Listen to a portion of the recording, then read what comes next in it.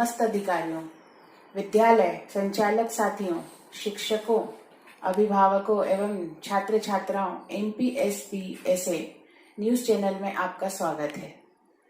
मैं अर्चना शर्मा आपको आज प्रदेश की अशासकीय विद्यालयों के लिए 1993 से हित संरक्षक का कार्य कर रहे अशासकीय विद्यालयों के प्रतिव्यापी संगठन जो प्रदेश में 23,000 विद्यालयों के प्रतिव्यापी प्रतिनिधित्व करता है, उसके सर्वा प्रांताध्यक्ष कैलाश जी आचार्य से मैं आपको मिलाना चाहती हूँ।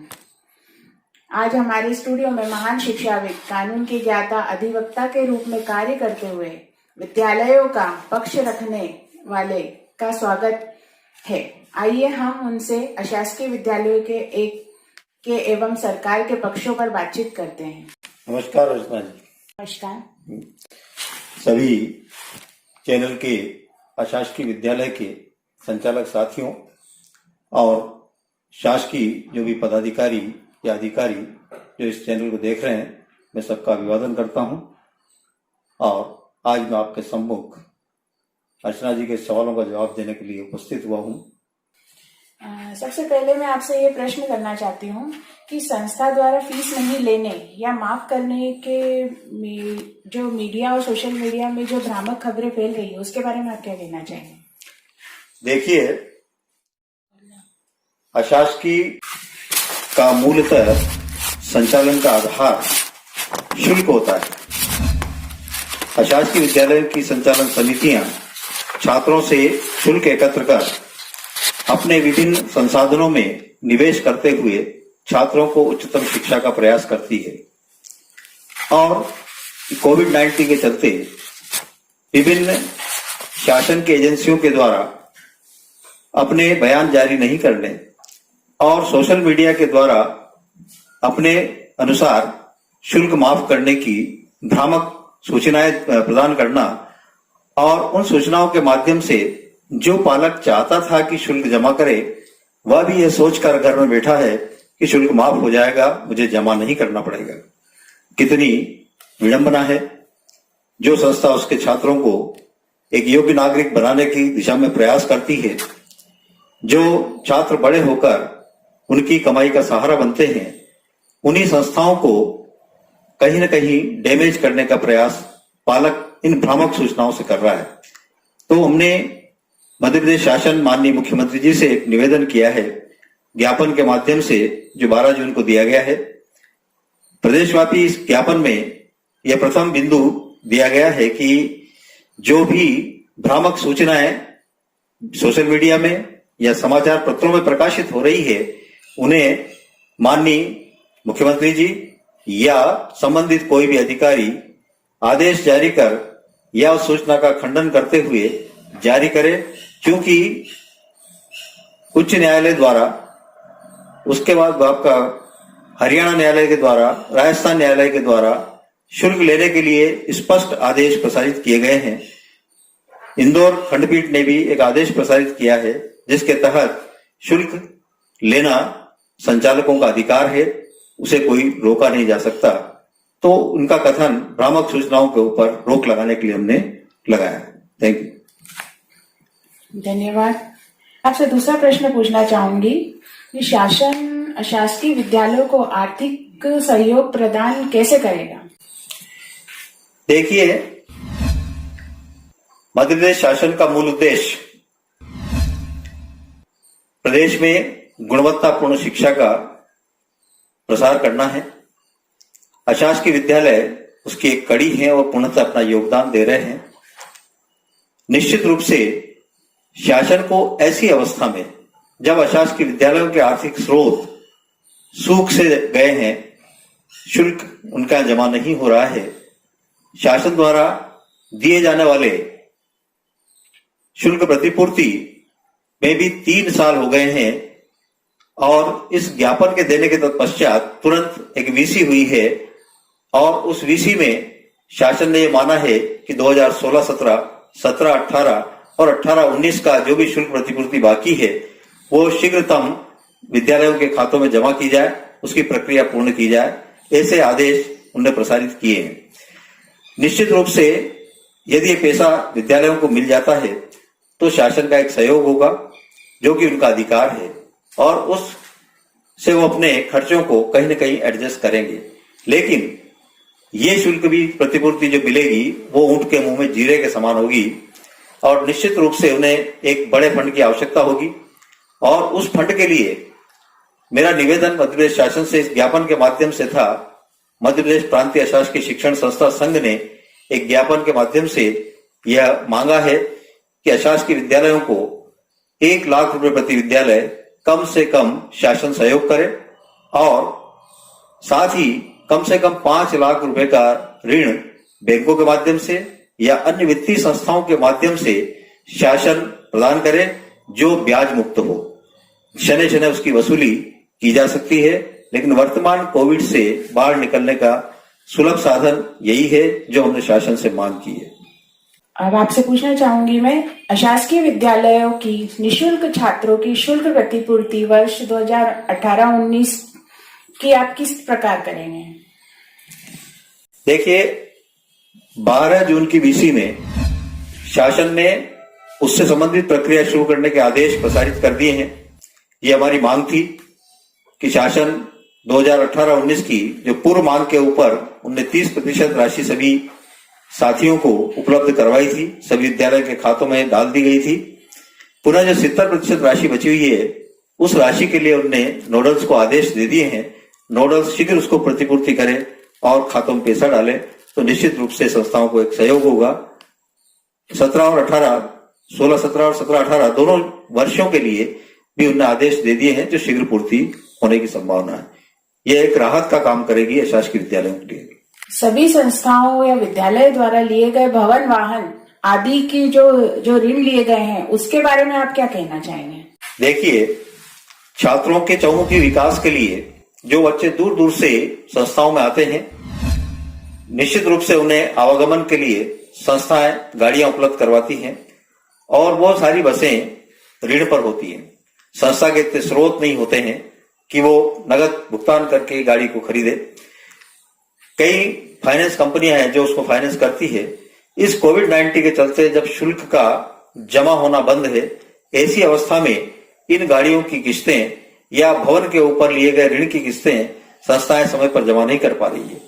हमने ज्ञापन के माध्यम से शासन से एक मांग की है कि इन संस्थाओं को जो भी किस्तें हैं उनकी वो कोविड के चलते मार्च से अगले मार्च तक 1 वर्ष के लिए उन्हें रोके, उनके लिए देने के लिए मना किए, साथ ही उनको अगले वर्ष से वापस जमा करने का शुरू करें। क्योंकि अगर ये 1 वर्ष बाद बढ़ाते हैं तो 1 वर्ष का ऋण के ऊपर ब्याज और ये संस्थाएं जोड़ेंगी।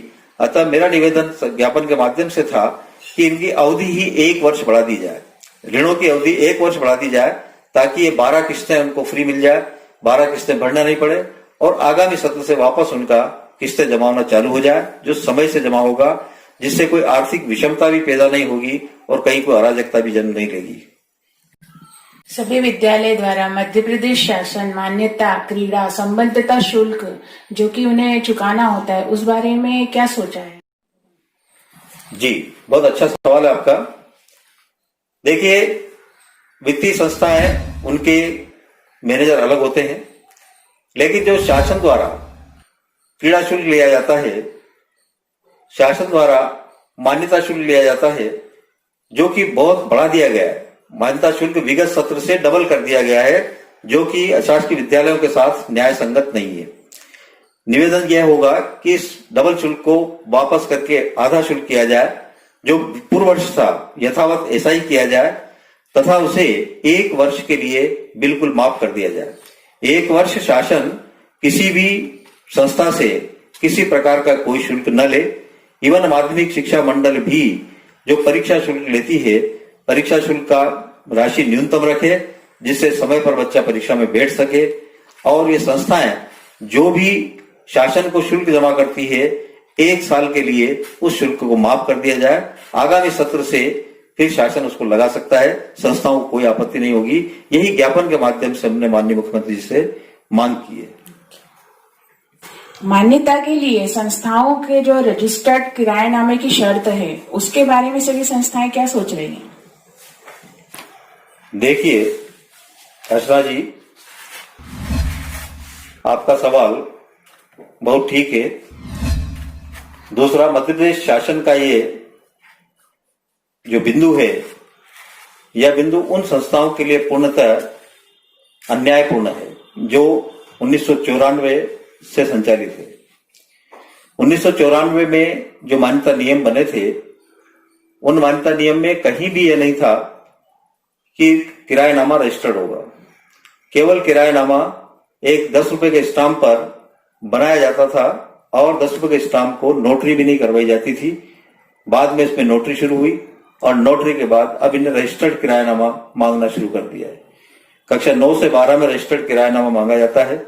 1 से 8 में केवल नोटरी पे ही किरायानामा ले रहे हैं, जबकि 1 से 8 में तो नोटरी भी नहीं होना चाहिए। रजिस्टर्ड किरायानामे में सबसे बड़ी समस्या है कि एक जो रेट होती है पंजीयन विभाग की, जो जमीन की रेट होती है, उस रेट के हिसाब से उस पर स्टैंप लगते हैं और साथ ही शुल्क लगता है। यह शुल्क मिनिमम 25,000 से लेकर 5-5 लाख 6-6 लाख रुपए तक जाता है। अब यदि मान लीजिए कोई संस्था के पास पैसा कम है, न्यून है, तो भी उसे रजिस्टर्ड किरायानामा करके देना होगा, और जिसमें छात्र संख्या कम है, जिसकी आय के स्रोत कम है, उसे इन पैसों का व्यवस्था करने में बड़ी तकलीफ पैदा होती है। हमारा शासन से बार बार निवेदन है, लगभग 5 से 6 रिमाइंडर में शासन को दे चुका हूं और अब न्यायालय की ओर जाने का प्रयास कर रहा हूं। यदि इस ज्ञापन के बाद उसमें कोई सुधार नहीं हुआ तो मैं हाईकोर्ट जबलपुर में इसके विरुद्ध केस दायर करूंगा। और निश्चित रूप से ये जो विद्यालयों को, अशासकीय विद्यालयों को क्षति हो रही है 25,000 से लेकर 5 लाख तक की, उस क्षति को रोकने का प्रयास करूंगा। शासन को चाहिए कि रजिस्टर्ड किरायानामा की जगह केवल नोटरीकृत किरायानामा ही स्वीकार करे, जिससे अशासकीय विद्यालय अपनी गति को व्यवस्थित रख सके। इसी संबंध में मान्यताओं में 1 एकड़ भूमि अनिवार्य कर देना, उसके बारे में संस्थाएं कैसे अपना पक्ष रखेंगी? देखिए, संस्थाएं तो बिखरी हुई हैं और इसलिए शासन अपनी मनमानी करते जा रहा है। 1 एकड़ भूमि की अनिवार्यता को यदि हम अपना मापदंड बनाते हैं तो मैं शासन से एक प्रश्न पूछता हूं, क्या शासन के जितने भी विद्यालय हैं उन विद्यालयों में 1 एकड़ भूमि विद्यमान है? क्या उनमें वो मापदंड विद्यमान है जो मापदंड वो अशासकीय विद्यालय से अपेक्षित करते हैं? मान्यता के समय 43 बिंदु का शपथ पत्र जो है वो मांगते हैं और उन 43 बिंदुओं को यदि अपन अच्छे से अध्ययन करें तो शासकीय विद्यालयों में उसमें से 10 बिंदु भी आपको नहीं मिलेंगे। तो क्या केवल अशासकीय विद्यालयों के प्रति ही सारे मापदंड हैं? क्या शासन के विद्यालयों में बच्चे नहीं पढ़ते हैं? क्या अशासकीय विद्यालयों में ही छात्र पढ़ते हैं या उन बच्चों के कोई अधिकार नहीं है? तो इस शासन की दोहरी नीति को खत्म करना चाहिए। 1 एकड़ भूमि की अनिवार्यता की जगह विद्यालय की गुणवत्ता का अध्ययन होना चाहिए, विद्यालय में गुणवत्तापूर्ण शिक्षा मिलना चाहिए और उसी शिक्षा के अनुरूप शासन को मापदंड तैयार करना चाहिए। कई मापदंड ऐसे हैं जिनकी कोई आवश्यकता नहीं है, उन मापदंडों को इसमें शामिल किया जाता है। शासन को मैं निवेदन करूंगा, इस ज्ञापन पत्र के माध्यम से मैंने 1 एकड़ भूमि के लिए उन्हें आगाह किया है कि इन विद्यालयों को 1 एकड़ भूमि से मुक्त किया जाए और यदि ये नहीं होता है तो एक भारी आंदोलन भोपाल राजधानी में किया जाएगा और उसकी जवाबदारी भी शासन की होगी। तो निश्चित रूप से शासन यदि चाहता है, मध्य प्रदेश शासन ये चाहता है कि अशासकीय विद्यालयों का संचालन सही हो, तो उनकी कक्ष की उपलब्धता 6 स्क्वायर फीट प्रति छात्र की उपलब्ध के लिए जब भूमि की उपलब्धता और खुली भूमि 5 स्क्वायर फीट प्रति छात्र की उपलब्धता, वहां तक ठीक है, लेकिन 1 एकड़ भूमि का कोई उपयोग नहीं है। शासन की भूमि में भी न कोई खेल गतिविधियां होती हैं। आज प्रदेश में जो 30,000 से ऊपर हायर सेकेंडरी स्कूल शासन के चल रहे हैं, एक निगाह यदि उन पे मारे तो शायद मेरे ख्याल से 60 या 70 स्कूलों में सुविधाएं मिलेगी, बाकी में कोई सुविधाएं उपलब्ध नहीं है। मैं प्रदेश में पूरे 52 जिलों में घूमता हूं, मैंने शासकीय विद्यालय देखे हैं, वहां नितांत सभी मापदंडों का अभाव है, लेकिन चूंकि वो शासकीय हैं और अशासकीय जो कि उनसे अच्छी गुणवत्ता में शिक्षा देते हैं, उनको जबरदस्ती डोमिनेट करने के लिए शासन ऐसे नियम बनाता है, इनका हम घोर विरोध करते हैं और मैं हर स्तर पर, हर बैठक में, हर मीटिंग में इसका विरोध करूंगा। मैं अगला क्वेश्चन पूछना चाहूंगी कि कोविड-19 के चलते आज जो देश भर में हालात हैं, उस हालातों के मद्देनजर सभी विद्यालय और संस्थाएं पूरी तरह से बंद हैं। उस कंडीशन में विद्युत कनेक्शन जो कि कमर्शियल जुड़े हुए हैं सभी संस्थाओं में, उसको डोमेस्टिक मोड में किए जाए, इस और संघ क्या सोचता है? ये आपका एक प्रश्न है, अशासकीय विद्यालयों को बहुत राहत देने वाला है और हमने अभी क्षेत्रीय विद्युत वितरण कंपनी भोपाल और पश्चिम क्षेत्र विद्युत वितरण कंपनी इंदौर को पत्र लिखे हैं। ज्ञापन के माध्यम से हमने शासन से अपेक्षित किया है कि अशासकीय विद्यालय जो सामाजिक कार्य करते हैं, जिनका कार्य शिक्षा प्रदान करना है, समाज के लिए छात्रों को तैयार करना, अच्छे नागरिक बनाना है, ये संस्थाएं सामाजिक श्रेणी में आती हैं, तो फिर इनसे कमर्शियल चार्जेस विद्युत के किस प्रकार से लिए जा रहे हैं, ये बहुत ही गलत है और निश्चित रूप से शासन को इस पर गौर करना चाहिए।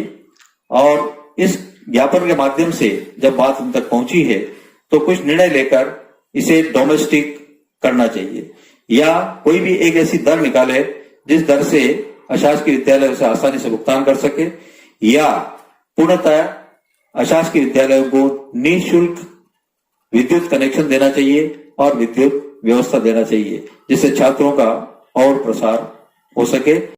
हमारा जो चैनल है MPSP है, ये सभी अशासकीय शिक्षण संस्था संघ के लिए है, तो इसे सब्सक्राइब करना ना भूलें। चाहूंगी अपने कार्यक्रम को आगे बढ़ाना चाहूंगी। मैं पूछना चाहूंगी विद्यालयों के आर्थिक स्रोत क्या हैं? देखिए, अशासकीय विद्यालयों के आर्थिक स्रोत छात्रों पर डिपेंड करते हैं, उनके द्वारा प्राप्त फीस, दूसरा शासन से शुल्क प्रतिपूर्ति, ये एकमात्र दो साधन हैं जिनसे अशासकीय विद्यालय अपने स्रोत इकट्ठे करता है। लेकिन उसे भुगतान करने में मकान किराया है, वेतन है, लाइट है, पानी का खर्च है, ट्रांसपोर्टेशन है, लैब के खर्च हैं, पुस्तकालय के खर्च हैं, म्यूजिक के खर्च हैं, गेम्स के खर्च हैं, ऐसे कई मदों में उसको खर्च करना होता है और इसी आय से वो अपने सारे स्रोतों को पूरा करती है। अब चूंकि कोविड-19 के चलते चाहे विद्यालय में छात्र न आ रहे हों, आय के स्रोत चाहे बंद हों, लेकिन वेतन, विद्युत, पानी, बसों की किस्तें, मकान का किराया, ये सब निरंतर यथावत अपनी जगह चल रहे हैं और उन्हें करना बहुत जरूरी होता है।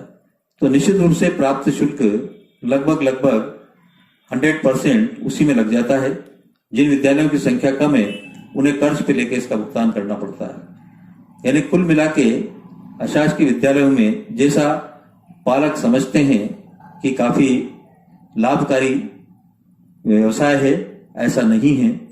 सारी संस्थाएं लगभग कहीं ना कहीं कर्जों से ग्रसित है। धन्यवाद। मैं चाहूंगी कि आपका क्या संदेश है सभी के लिए? कोविड-19 के चलते अशासकीय विद्यालय बहुत परेशान है और उसमें कुछ भ्रामक खबरें उन्हें और परेशान करती है। मैं इस चैनल के माध्यम से, जो चैनल मध्य प्रदेश प्रांतीय अशासकीय शिक्षण संस्था संघ का अपना चैनल है, और सभी विद्यालय साथियों से मैं एक निवेदन करना चाहूंगा कि इस चैनल को लाइक करें, सब्सक्राइब करें, बेल आइकन बटन दबाएं और साथ ही इसकी एक सदस्यता, एक लिंक है उसकी, जो बीच में जो प्रांतीय सचिव है उनके द्वारा आपको प्रसारित की गई थी। आप उसे देखें, क्लिक करें, खोलें, उस पर अपना फॉर्म भरें, शुल्क जमा करें। संगठन अशासकीय विद्यालयों को, पूरे प्रदेश के विद्यालयों को एक आश्वस्त करता है। यह संगठन 1993 से उनके प्रत्येक कार्यों के प्रति सजग होकर कार्य कर रहा है। आप चाहे कोविड में लॉकडाउन थे, लेकिन संघ ने निरंतर अपने दायित्व का निर्वाह करते हुए आपके 30% राशि शुल्क प्रतिपूर्ति की दिलवाई है। साथ ही आपकी 9 से 12 की मान्यताओं को 1 वर्ष के लिए बढ़ाया है। 1 से 8 की मान्यताओं को भी 1 वर्ष के लिए बढ़ाया है। इस प्रकार से चाहे आप अपनी जगह रहें, आपकी मान्यताओं की तारीखें भी बढ़वाई हैं और आगे भी भविष्य में जैसी परिस्थितियां होगी उसे और वृद्धि की ओर बढ़ाने का प्रयास किया जाएगा। तो अशासकीय संघ आपके समस्त विकासशील कार्यों के लिए बिना आपसे संपर्क करे निरंतर कार्य करता है। अपेक्षा आपसे करता है कि इस प्रदेश के एकमात्र संगठन जो सक्रिय रूप से कार्य कर रहा है उसको अपनी अधिकतम समर्थन दें, अधिकतम संख्या में उसके साथ जुड़ें। हम शासन से प्राप्त सुविधाएं, ऋण या अन्य व्यवस्थाएं भी अशासकीय विद्यालयों को दिलाने का प्रयास कर रहे हैं। आपके किसी भी शासकीय पदाधिकारी या अधिकारी यदि आपको किसी भी रूप में दबाने की कोशिश करता है या आपसे अनैतिक मांग करता है तो उसके लिए भी संघ सक्रिय है। आप उसे सूचना दें, संघ सचिव को सूचना दें, निश्चित रूप से आपकी व्यवस्था की जाएगी। प्रदेश में इस प्रकार के कार्य करने वाले 1-2 अधिकारियों को हमने ट्रांसफर भी करवाए हैं। उन्हें निश्चित रूप से उसकी सजा मिली है और इस प्रकार से यदि कोई ऐसा कार्य करते हुए पाया जाएगा तो संघ खुलकर उसका विरोध करेगा। आप संघ तक अपनी जानकारी पहुंचाएं और आश्वस्त रहें, निर्भीक रहें, समाज के प्रति अपने दायित्व को पूर्ण करें। हमें समाज को मुख्य रूप से देखना है। कोविड-19 में बिल्कुल अपने सारे साथियों को बचाव के साधन बताएं, अपने बच्चों को बचाव के साधन बताएं, मास्क में रहें, हाथ धोएं और साथ ही बिल्कुल अपनी सारी चिंताओं को अशासकीय संगठन को आप दे देवें। विद्यालयों का प्रारंभ होना या नहीं होना ये शासन के ऊपर निर्भर करेगा और उसमें संघ का एक ही मांग है कि संघ विद्यालय के बच्चों का उत्तरदायित्व नहीं उठाएगा। संघ उनकी सारी सुरक्षा व्यवस्थाएं करेगा लेकिन उत्तरदायित्व नहीं उठाएगा। सारे विद्यालय अपने यहाँ जो भी शासन जिन सुविधाओं का बोलेंगे वो सारी सुरक्षा व्यवस्थाएं करेगा, लेकिन बच्चे की किसी भी हानि के प्रति विद्यालय जवाबदार नहीं होगा। मेरा शासन से मैंने निवेदन किया है कि निश्चित रूप से एक पालकों की समिति बनाई जाए और वह समिति सवेरे से शाम तक निगरानी करे और संस्था में यदि कोई सुरक्षा साधनों की कमी है तो उसे इंगित कराए, वो साधन उपलब्ध करवाए जाएंगे, लेकिन उसकी रिस्क अशासकीय विद्यालय बिल्कुल नहीं उठाएगा।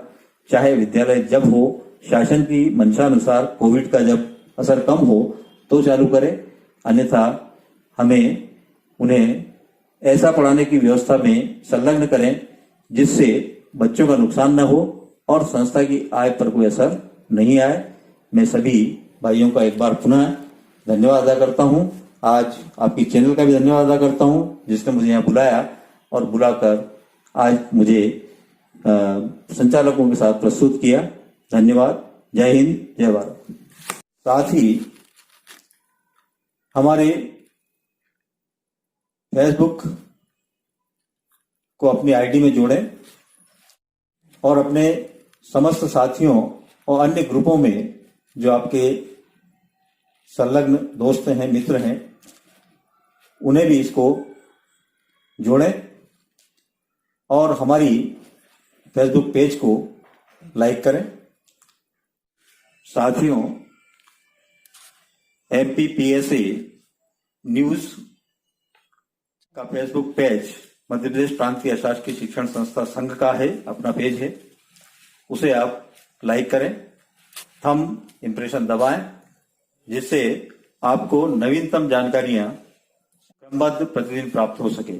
और साथ ही हमारा YouTube चैनल है, उस चैनल को लाइक करें, सब्सक्राइब करें और बगल में बेल आइकॉन को दबाएं, जिससे आपको सारे वीडियो समय समय पर प्राप्त हो सकें। साथियों, हमारी YouTube चैनल MPPSA न्यूज के वीडियो को लाइक करें, सब्सक्राइब करें और बेल आइकॉन को अवश्य दबाएं ताकि आपको निरंतर नवीनतम वीडियो उपलब्ध हो सके। ये नए नए वीडियो सभी विद्यालय संचालकों के लिए लाभकारी होंगे और उन्हें समय पर प्राप्त होंगे। मेरा प्रदेश के सभी जिलाध्यक्षों, ब्लॉक के अध्यक्षों और सभी संचालक साथियों से एक विनम्र निवेदन है कि संघ की सभी सदस्यता के लिए, संघ में सदस्यता प्राप्त करने के लिए एक गूगल लिंक हमने सचिव महोदय के माध्यम से आपके ग्रुप में डाली है। उसे आप खोलें और उसको फिलअप करके भरें और उसका शुल्क देय अकाउंट जो भी दिया गया है उस अकाउंट में आप जमा करें। और उसके लिए आपका अपने मोबाइल में या आपके कंप्यूटर में गूगल अकाउंट होना चाहिए, जिसके माध्यम से आप उसको खोल के अपनी जानकारी विद्यालय की, विद्यालय मान्यता संचालक और अन्य जो भी जानकारियां उसमें मांगी गई है वो जानकारियां भर के और आप सबमिट करें, वो हम तक पहुंच जाएगा और आपकी रिसिप्ट आपको मिल जाएगी। साथियों, संघ द्वारा प्रांतीय संघ प्रांत सचिव के द्वारा एक सदस्यता फॉर्म के लिए गूगल लिंक आपको दी गई है। उस लिंक को आपको खोलना है, जानकारी भरना है। अंत में उसमें शुल्क का एक ऑप्शन है। शुल्क भरने के उपरांत आप उसे सबमिट करें और उसकी जो शुल्क की रसीद निकलती है वो आप सचिव को उनके नंबर पर भेज देने, सेंड कर देने। आपका फॉर्म सबमिट हो जाएगा और आपकी सदस्यता से प्रमाण पत्र आपको प्राप्त हो जाएगा। आपकी रसीद ईमेल से या पोस्ट से संघ के पते पर भेज देवे। एमपीपीएससी चैनल के प्रबंध करता हूं, कैमरामैन आप एंकर द्वारा मुझे यहाँ बुलाया और अशासकीय विद्यालयों के ऊपर विभिन्न जानकारी और ज्ञापन के बारे में जो जानकारी ली है, निश्चित इससे अशासकीय विद्यालय लाभान्वित होंगे। इसलिए मैं चैनल का आभार व्यक्त करता हूं। धन्यवाद। हम हमारा कार्यक्रम यहीं समाप्त करेंगे। आशा है आपको ये जानकारी जरूर पसंद आई होगी। धन्यवाद।